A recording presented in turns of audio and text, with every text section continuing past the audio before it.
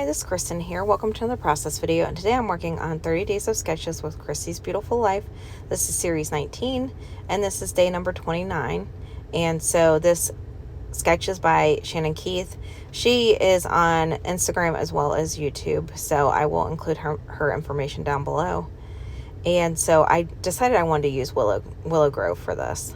I've had this collection for a couple weeks now, maybe close to a month, and haven't had a chance to really sit down and play with it. So I was really itching to do that. And so in this sketch, it shows 3 photographs, kind of like angled. To me, it looked like she had them mounted on different color papers. I didn't want to break into too much of my Willow Grove just to back the photographs with, because there's so much ephemera that comes with this collection that really you'll probably, if you use every bit of the collection, like you would use every bit of paper that comes with this collection, quite honestly. So, and in fact, I might go back and buy some more. I don't know. We'll see. So anyways, I was going to initially do 3 tags to kind of like take the place of the mounts. I just felt like it looked a little too clunky. And so I end up deciding to use 2 of the tags, and then I backed the photographs with the same color paper. So it's that brown paper that you can see the left hand side. That actually came in their solid pack, and it was kind of like has a weave on one side with kind of like a lighter color on one side and then a little bit darker color on the other side, and I believe maybe a little bit less of a weave on the other side too. So it looks like there's a banner that goes across, so that memories piece that actually came from the laser cut.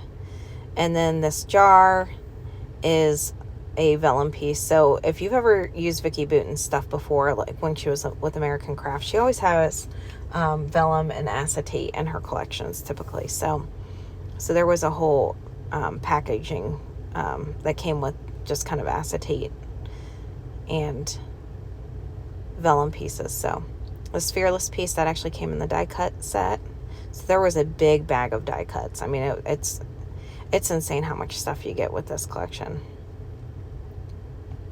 The leaves, some of the leaves I put in here, like that one is from the die cut. This, I believe, was from the laser cut, because I think the die cut leaves were just a little bit bigger. So, and then I'm working with the Irresistible rub-ons. So these are new. I don't think 49 Market's ever done these before. So they essentially are meant to, like the image is meant to resist ink. So I believe if you put it on black cardstock, it should show up white. And it's supposed to not have that halo effect that you get when you put rub-ons on, where there's kind of like a hazing around the image itself.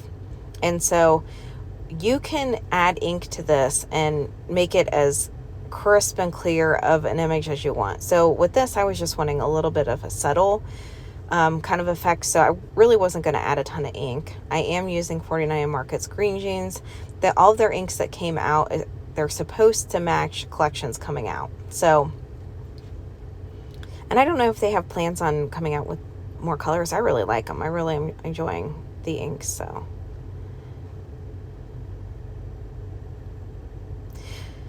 So I pretty much stick pretty closely to the sketch, I think. I don't really veer too much off of it. I don't believe, but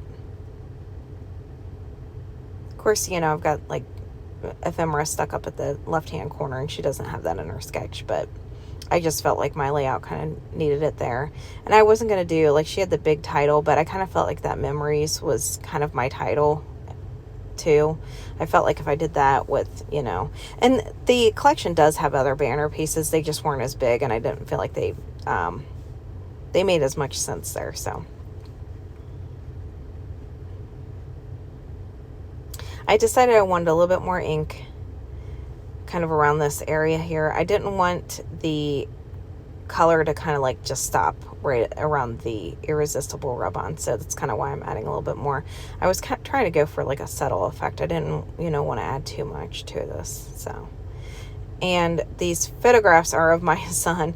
We have a creek on our property, and it's a creek that it relies heavily on rain, so it was pretty dried up when we went down there, and we of course got eaten up by mosquitoes because there was like one little area where there was actually water, so they were, I guess, congregating in that area. So we did not last very long down there before we were running out of there, because we were getting bit like crazy. And I had to pick out this tree paper because this kid loves trees. He loves to climb trees.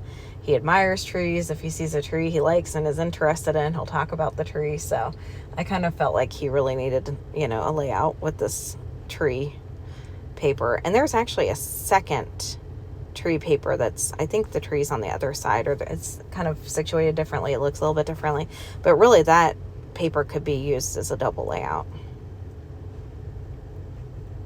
And so here's the close-up shot. I did end up adding some color to that Fearless. I just felt like it looked a little stark compared to the rest of the layout, just because, there's not a lot of stark white in this. And here are a few close-up shots. I will include the information down below for the playlist as well as the Facebook group. And I appreciate you for coming by to watch another process video.